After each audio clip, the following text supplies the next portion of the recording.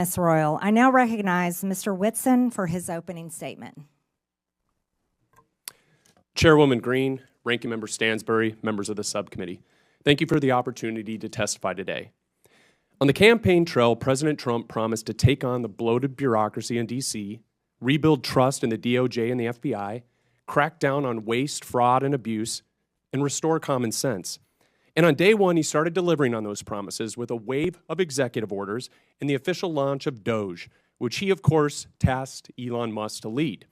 Already, DOGE efforts have brought to the public's attention countless examples of wasteful spending, including $59 million paid to luxury hotels in New York to house illegal immigrants, $1.5 million to advance DEI in Serbia's workplaces, $32,000 for a transgender comic book in Peru.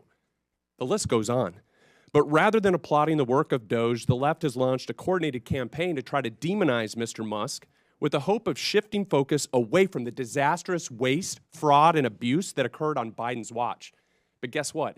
It's not working. Because no matter what political party people hail from, the vast majority of Americans agree that $10 million worth of food funneled to Al-Qaeda was probably not the best use of taxpayer money. But there's another source, a key source of wasteful spending that DOGE and the subcommittee should set their sights on next, and that's Medicaid waste and fraud. While initially meant as a program for the truly needy, Medicaid has bloated into a massive welfare program for millions of able-bodied adults lured into the trap of government dependency. And as Medicaid has grown, so too has mismanagement. Today, more than $1 in $5 spent on Medicaid is improper. In Medicaid alone, fraud and mismanagement is on track to cost U.S. taxpayers, get this, more than $1 trillion over the next 10 years. When it comes to the problem of improper payments, the Medicaid program is the biggest culprit, encompassing nearly 1/3 of all federal improper payments. And more than 80% of Medicaid improper payments are due to one thing: eligibility errors. If Congress wants to help President Trump address wasteful spending, then targeting eligibility errors in Medicaid should be one of your top priorities.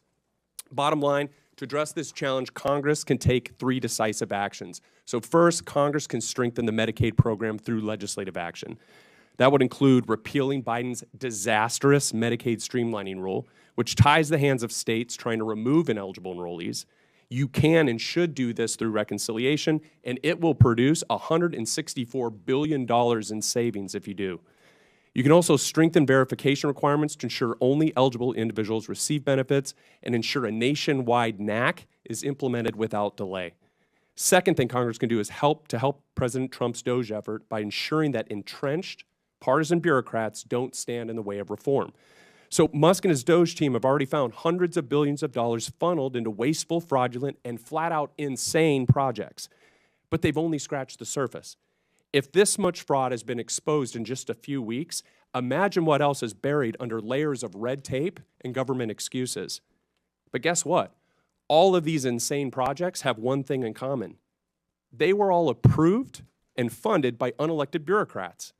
And these and other entrenched bureaucrats are already pledging to fight against President Trump's efforts to improve government accountability and efficiency. Personnel is policy. And without competent staff to faithfully execute the president's agenda, the DOGE project will fail. And this is where Congress can help. Congress can support the president in carrying out his DOGE effort by making all executive branch employees at will, codifying the president's authority to fire unproductive or insubordinate agency employees as needed.